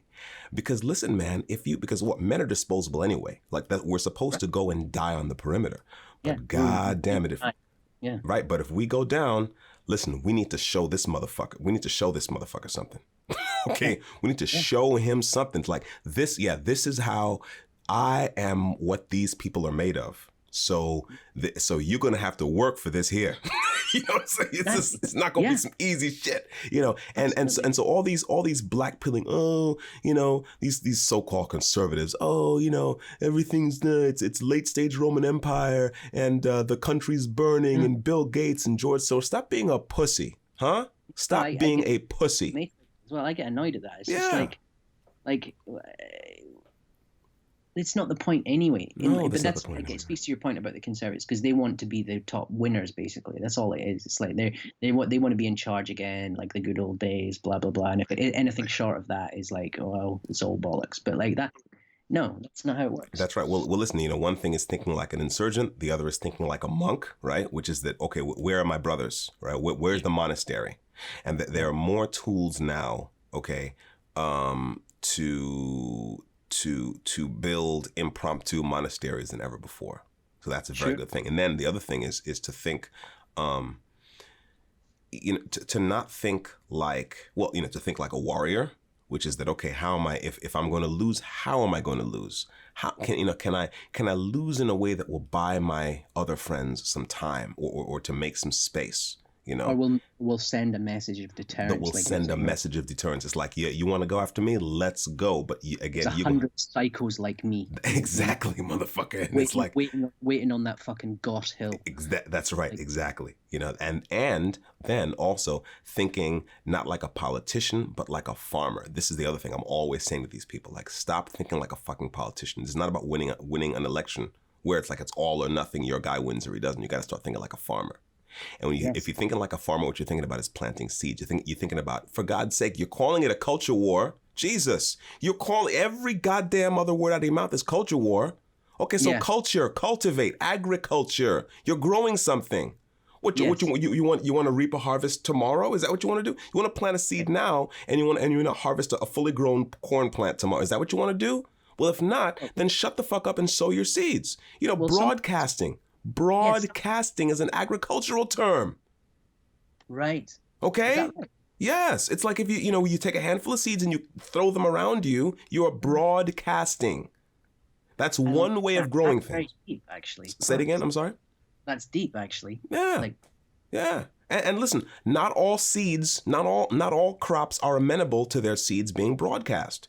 So some kinds of seeds, you have to broadcast them. Other kind of seeds, you have to plow a furrow and put the seeds in the furrow and cover over it with it's a variety of things. Okay, so if you're broadcasting, maybe that's working for these kind of ideas, but not, in other words, your broadcasting may work for these seeds, but these seeds may not flourish. Okay, so use a different technique. Right. But stop fucking crying already.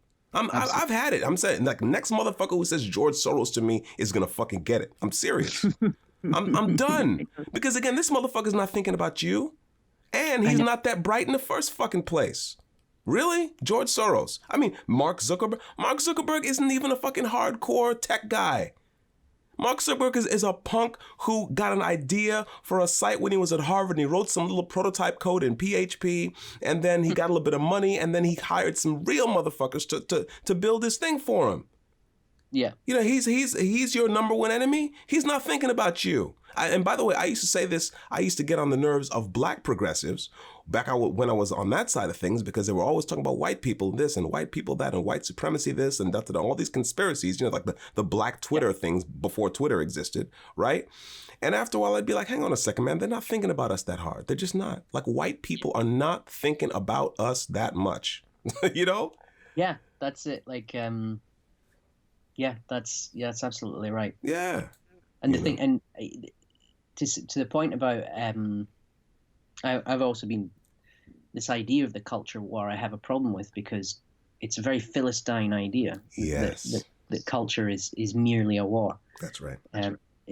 It's far more important than anything that can be. It's too reductive a term. So in a way, but I also have that pugilistic, polemical side of me that gets dragged into it and slightly enjoys it. But I need to find some way of deploying that without it being just a war, because culture is more than a war. It's a farming metaphor. Culture it comes from the 18th century. That's right. Well, I think at the risk of being presumptuous, I think the metaphor for you, the archetype for you, because I know it's the archetype for me, is that of the warrior monk. That's what it is, right? Because look, you got to go listen to Professor Rachel Fulton Brown, because she talks about the monastic tradition of you're growing. The monastery was a whole vertical a vertically integrated enterprise. They grew their own food, they brewed their own beer, they made their own bread, they made their own paper, parchment, right? They made their own paints and their own inks, and they made their own books. Jesus. Yeah, it sounds. I mean, I idolize that whole that tradition. I hold very dear. Dude, and that's amazing. That's amazing. Saint Columba and all these like the ancient Irish and Scots monks. We kept civilization going. That's it. Thank you. Tradition, through that self-sufficiency, actually. Thank you. Exactly. And by the way, a lot of the ideas that they helped propagate into the Middle Ages and into the modern era weren't ideas that they agreed with necessarily. They copied down all those pagan, all that pagan stuff from Aristotle and these cats. You know what I'm saying? All these exactly. All these like Roman poets writing like puerile, like you exactly, know, like, smut or whatever, right? Yeah. You know, right. Yeah. Mind you, that they probably were quite. They quite enjoyed that. Probably. Yeah, I bet you they did. But that's the point, right? Is that they. It's the warrior monk. It's like, you know, we know how, and this was the real inspiration for foundationism, right? Mm-hmm. And this is how I'm doing thing. If you look at my Instagram, as I'm putting pictures up there, it's like, listen, I make furniture up in here. I bake my own bread. I cook my own meals. It's like whatever. And it's like, and I'll show anyone how to do anything that I know how to do, from writing software to using a miter saw to whatever, right? Because if enough groups of us, guys like you, 5-6 guys in London, and it's like we're gonna learn these skills and trade them. We're gonna all watch these. Our reading list can expand to include YouTube how-to videos on YouTube. God damn, you can. I saw a YouTube video the other day, man, that was like a dude. I think it was in Ohio. The channel is called Bearded Butchers, right? And this guy's telling you how to butcher a cow. Wow. I'm like, holy shit, like this. And he goes right to the thing. You see the thing, he's in the place with the bandsaw and the whatever. And it's like, here's how you, we quarter it. We go here below this rib. Now, look, it's not that I would ever be in a position to necessarily butcher an entire side of beef. It's that all these things are available to us as a community of people. And so some of us might be in a position to do just that, to say, hey, you know something, I'm going to buy a side of whatever, and 5 of us are going to come over on a weekend, and we're going to cut this thing up, and we're going to look at this video, and we're going to talk about, or I saw a video about a guy, some guy in South Africa who was talking about how to make wine out of fruit juice and yeast and sugar, right? I tweeted it because I thought it was so amazing. Like, so it's not so much that you or I or anyone else we know will be able to replace the industrial infrastructure of food or wine or meat or grain or anything else. It's the discipline of it, and it's that cast of mind, the way that it correctly squares your mind to be able to address any problem. The prepared mind is the ultimate weapon. Well, it's what you're saying about think like a farmer. It's something that VDH talks about. It's like that.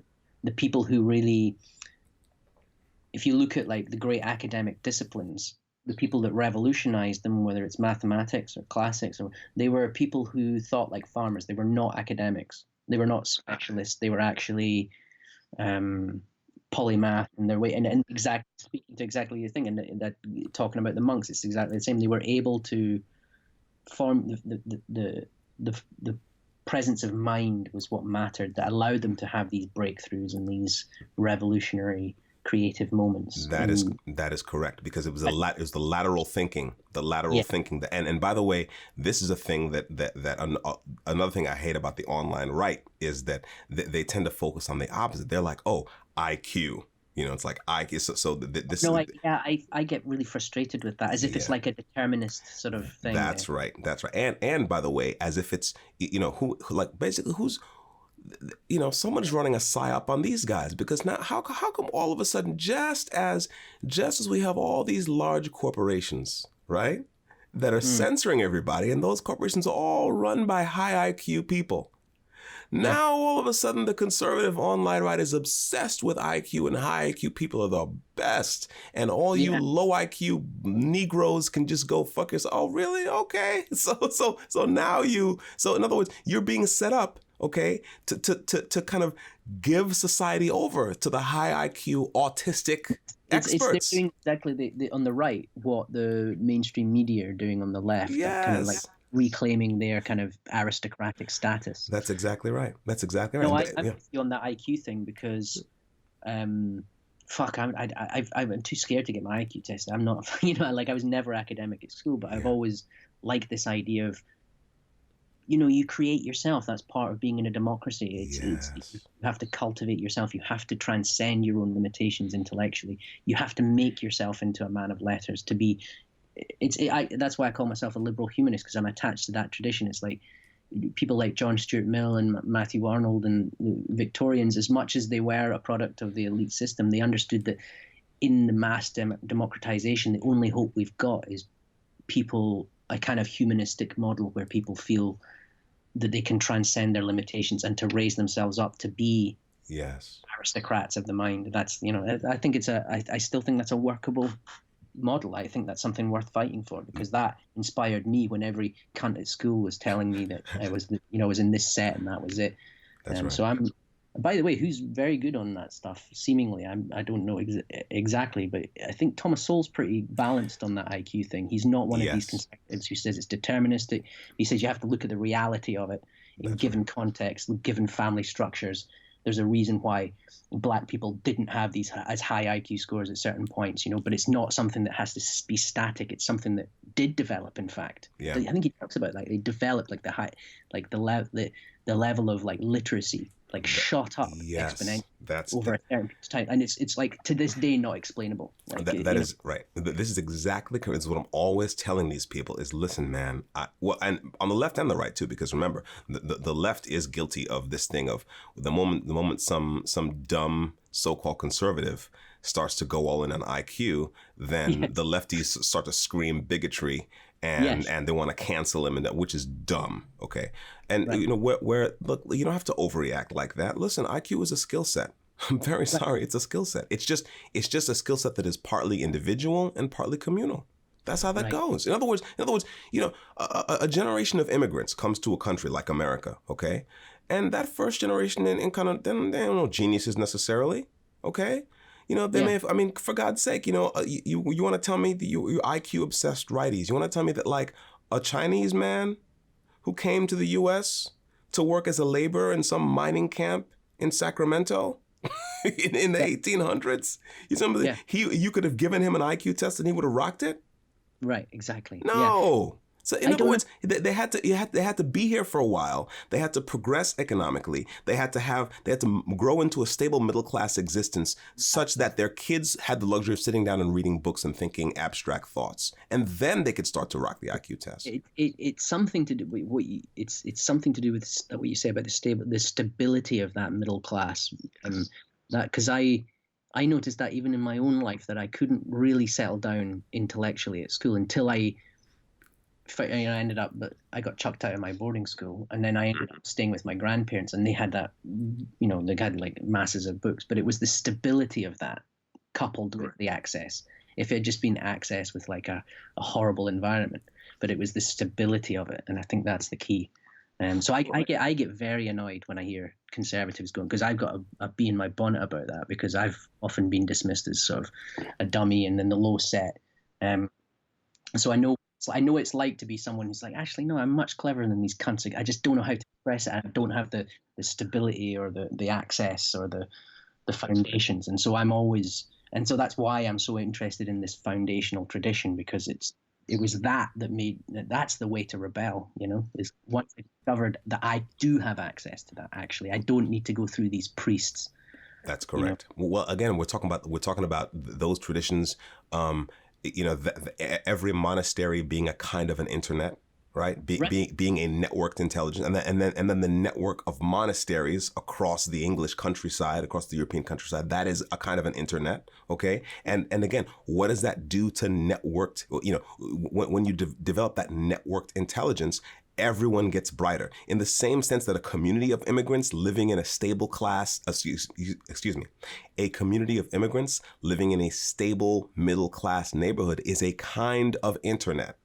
And the Yeah. public school system that you lay on top of that adds to that internet. And then Yeah. the communal intelligence that bootstraps up from that has a leveling up effect on all the individual intelligences. Now, Yes. and that's just how that is. I'm sorry. It's like, No, that's how that is. Scotland is a great example of that, because there was why you got right up until the 19th century these like amazing Scots that would just come out of nowhere, who would like change the world with inventions or poetry, like for such a small country. It was because it had this whole tradition going back centuries of exactly that kind of creating an ecology of intelligence. Correct. And when it lost that, which it did, Scotland's a good example of going the opposite way. We've gone the opposite way. We've gone down. Our That's IQ right. collective has gone down because of the kind of lefty, sort of self-hating victimhood and every attempt to dismantle exactly that internet that you're talking about. Well, because why? Because your society has succumbed to a diabolical impulse. Yes. And in the classic sense of diabolic being something that separates, as opposed to symbolic, which is something that unites. So Right. if you allow a diabolical influence to essentially cut people off from the internet, to destroy your internet, Yeah. then the aggregate intelligence goes back down, in the same sense that, like, as a software developer, right? When I was teaching myself how to write C++ code, right? It's like my shit was slow. Because why? Because I was just one guy. I was working my little kitchen job, and at night I'd wrap up my knives and walk home to save bus fare. And I'd sit there in front of my little green screen trying to figure out how this shit worked. And then, every payday, I knew I could spend, $30 or $40 on books, so I did but in other words, I wasn't talking to anyone. I wasn't part of any network.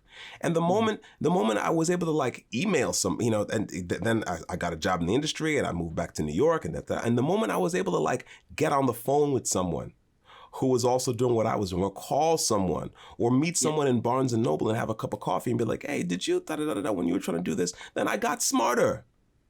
Smarter. I was able to write software faster. Okay, I can solve problems faster. Now when I can jump online and Google a question. Hell, I can be working on a piece of software and I can Google an error message. Yeah. And there's like 50 people who saw that error message. Oh yeah, this is probably this and this and this. So aggregate intelligence, right? Yes. The networked intelligence makes the individual more competent, makes the individual smarter. That has to be true, and I think this is Yes. something that needs to be discussed more, and that even like Jordan Peterson has this very entrenched deterministic view of, because he's studied it on statistic level, so he's got that kind of like, there's a kind of, he's attached to the rigor of that, but that's a conflation that a lot of social scientists mistake as well. Just because you've got this like rigorous descriptive method doesn't mean you're describing a hard and fast reality. It just means that those are your results right now. That's Correct. all that. Correct. It doesn't mean there's some, that's to be like a positivist, and I'm really impatient with that. That's correct. But, I find that I feel the same way with creativity, and there's a reason. It's not just personal. These things are important because my whole liberal humanist, like in the good sense, not libtard, but like liberal humanist in kind of Matthew Arnold, John tradition, it's so based in and invested in this idea that people can develop, that people can, that there is who they are now, and then there is their potential, and the way that society improves and stays stable is that every individual takes their potential. It takes responsibility for their own potential, and they contribute to society by fulfilling that potential. That's correct. Well, this is, and now we're rounding out this rounding out this interview, we have come all the way full circle back to the first time that you and I had one of these long talks that we didn't record. We've had a lot more talks than we've recorded, but the very first thing that I told you I was obsessed with, which was the particular and the universal. Right. Yeah. Right. Yeah. And that the idea is that we want that robust.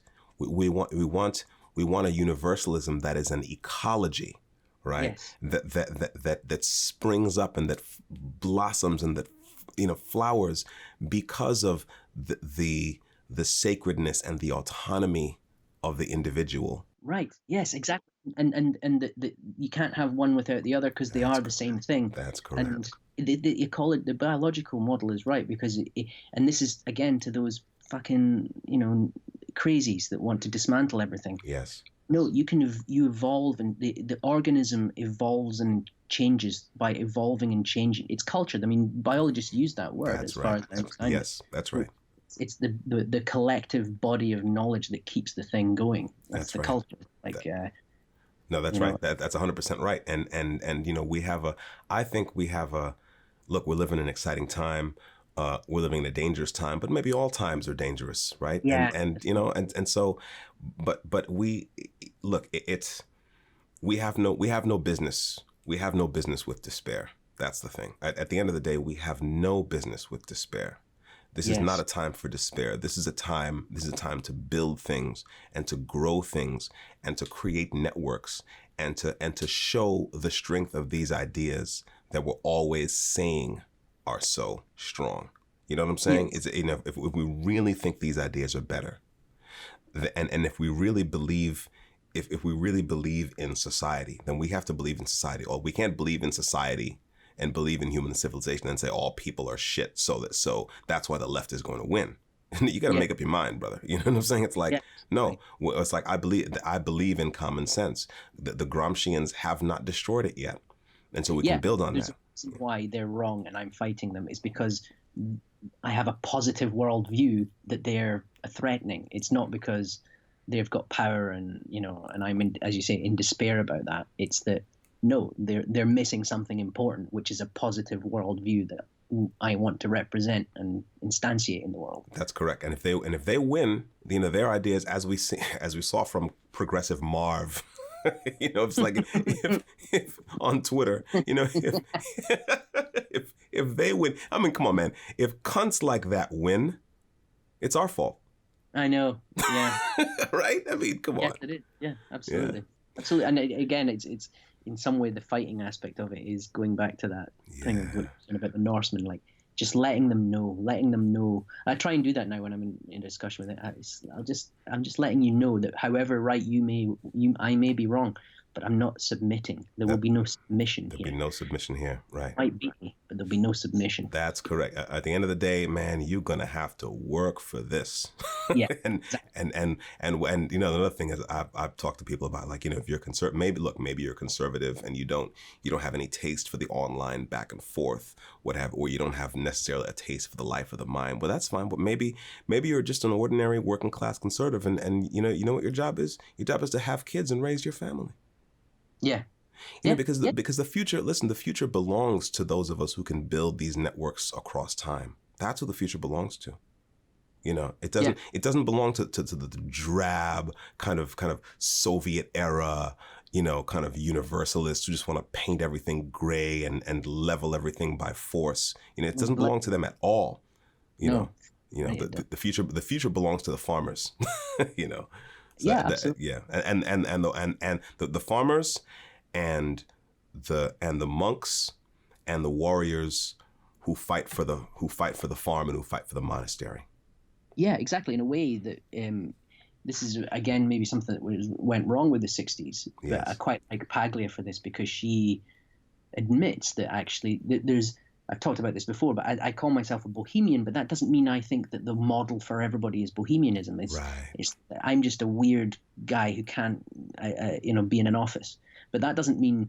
But in a way, I want to protect those people who are. I want to protect that farming way of life, the yeomanry. That's right. That's Even right. though I'm not part of it, even though I'm on the fringes of it for some reason, and I don't say that as like some kind of narcissistic thing at all, because it's Yeah. not. Yeah. Yeah, Yeah. choose it. We're all different, but like that was a bit of a moment for me. Is I don't need to be at war with this way of life. I don't need to be anti-bourgeoisie. In a way, the convincibles are the bourgeoisie, and my job is to present a case for to help those people preserve their way of life. That's right. Well, next time we talk, next time we do an episode of Carbon Black, I wanna, there's so much stuff I want to talk to you about. But I've been thinking about foundationism, and I've been thinking about the core kind of archetypes of foundationism. We've already got our patron saints. We've got Robert Johnson, the American blues man. We got Saint Christopher, the dog-headed saint. And Saint George the Dragon Slayer, right? Those are our kind of three patron saints. I want to talk to you about the three archetypes of foundationism, which are the forge, the tower, and the library. That's definitely an interesting discussion, and I've got to think about my archetypes as well. Definitely. Listen, man, this is great. It was great. Thanks for taking the time to jump on with me, man. It's got to be like close to what, 1 a.m. over there? Yeah, it's just coming up for 1. Oh man. All right. Actually, I needed this because you're right. We have no business with despair. That's correct. None. Yeah. That's right. All right, brother. Stay strong, and I'll talk to you next time. Cheers, man. All right. Take care.